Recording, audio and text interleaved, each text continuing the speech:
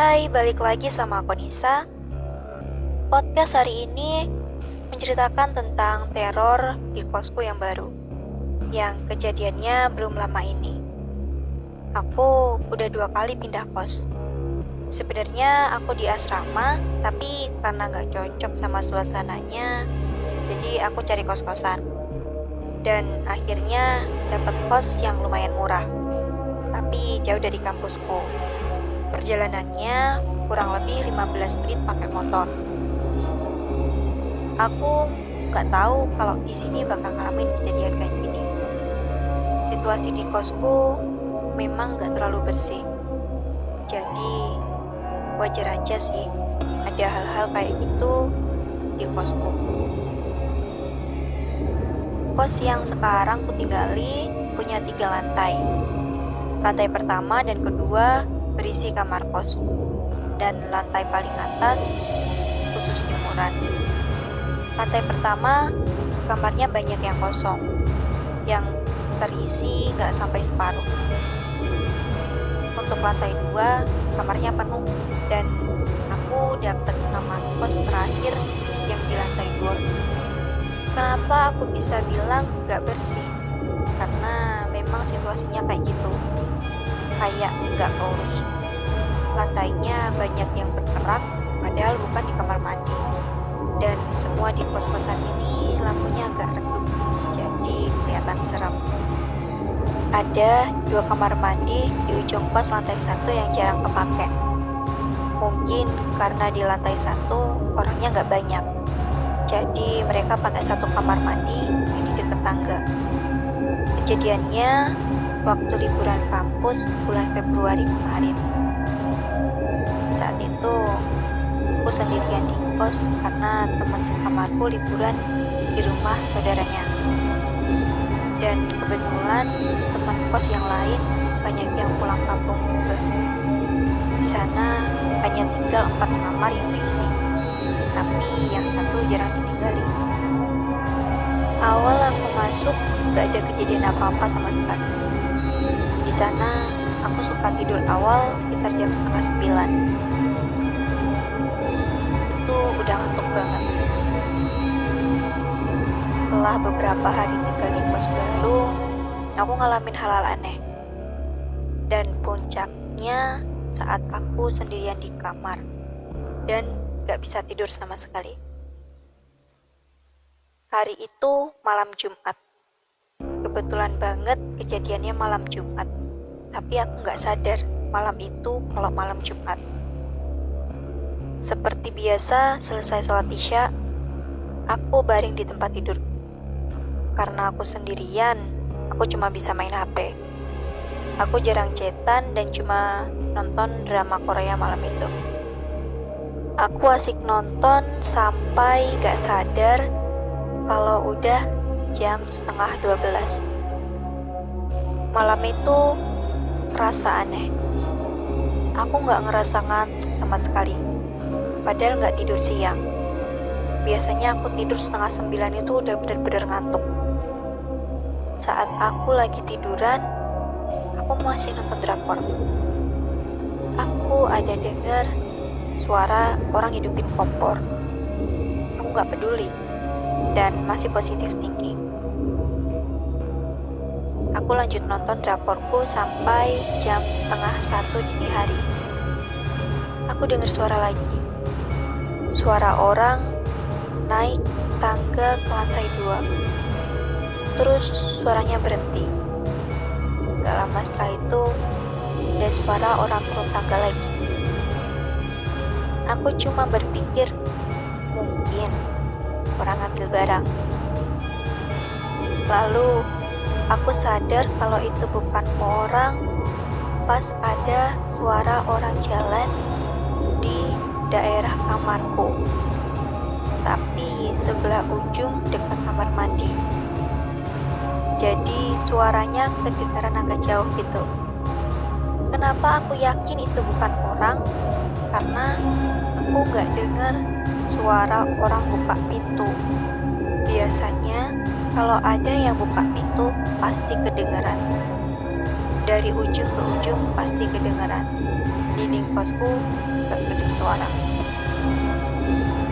Setelah sadar, aku langsung merinding dan gak berani gerak. Rasanya kaku.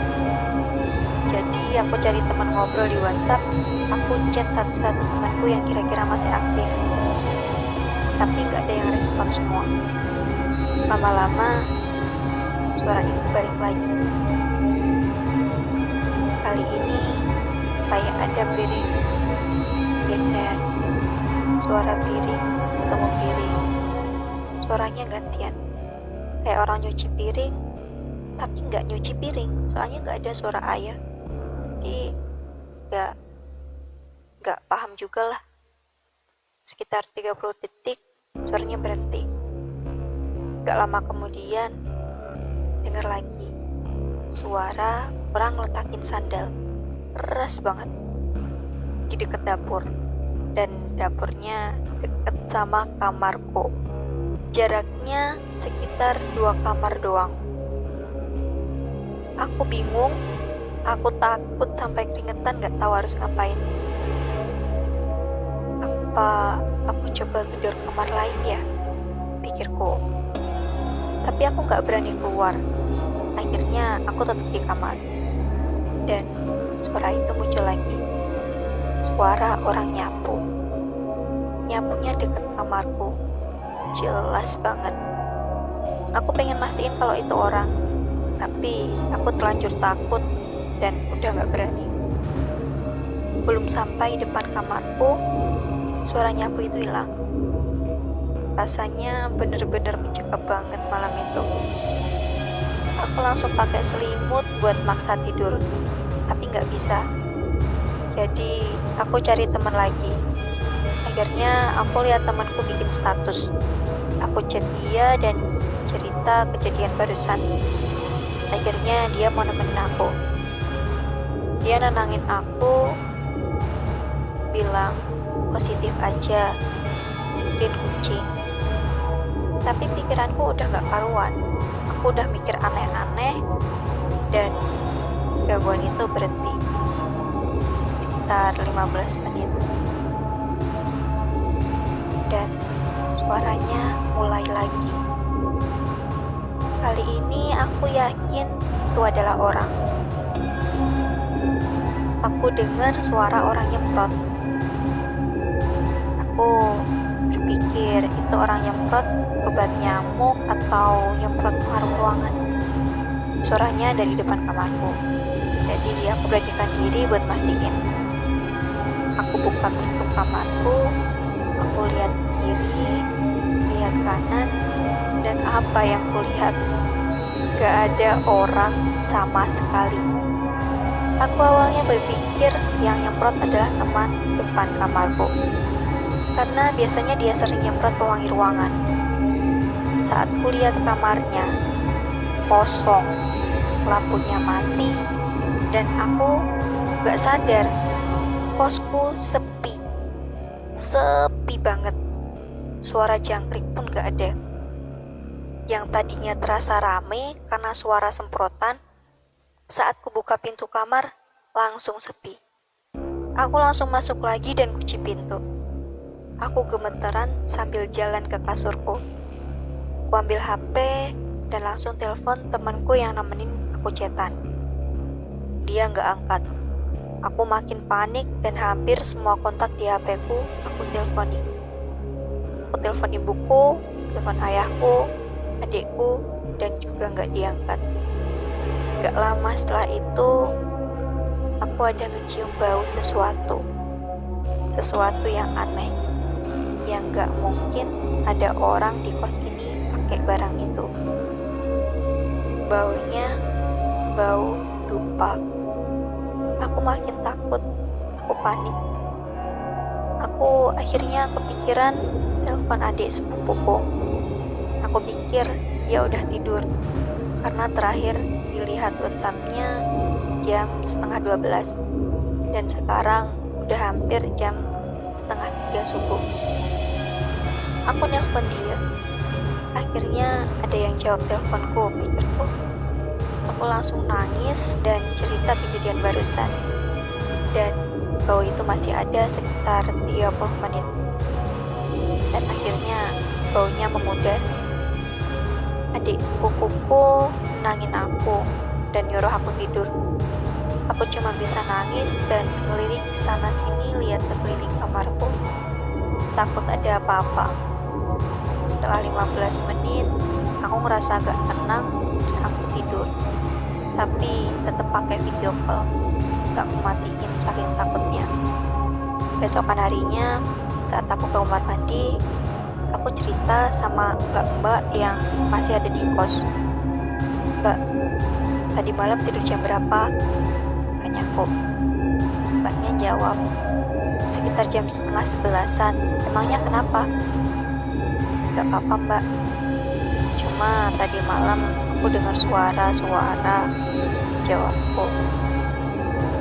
Mbak itu jawab, jam berapa? Aku cuma dengar orang nonton film. Itu aku kayaknya mbak. Aku nonton drakor.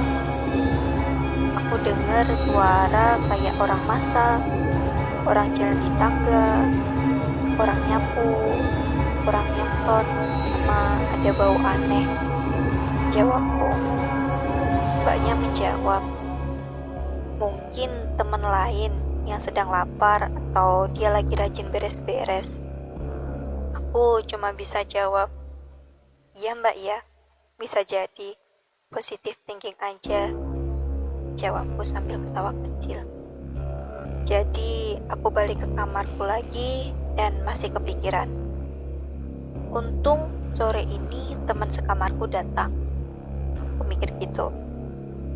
Setelah beberapa hari kemudian, teman sekamarku cerita, mbak yang kemarin ketemu aku di kamar mandi bilang sama dia kalau aku ternyata peka dengan hal-hal mistis, kayak orang yang dulu pernah tinggal di kamar yang kutempati sekarang. Kalian pernah diteror kayak gitu nggak? Kalau ada yang punya pengalaman sama kayak aku, boleh komen di bawah. Jangan lupa like dan share ke teman kalian pecinta horor lainnya. Dukung kami dengan cara subscribe channel HTSP dan bunyikan loncengnya agar dapat notifikasi kalau ada cerita horor terbaru kami. Jika ada dari kalian yang punya pengalaman mistis atau cerita horor, boleh kirim cerita kalian ke email kami yang ada di description box. Dengan catatan, cerita yang akan diupload akan diolah kata-katanya terlebih dahulu agar lebih mudah dimengerti. Tunggu cerita-cerita horor dan mistis lainnya dari kami.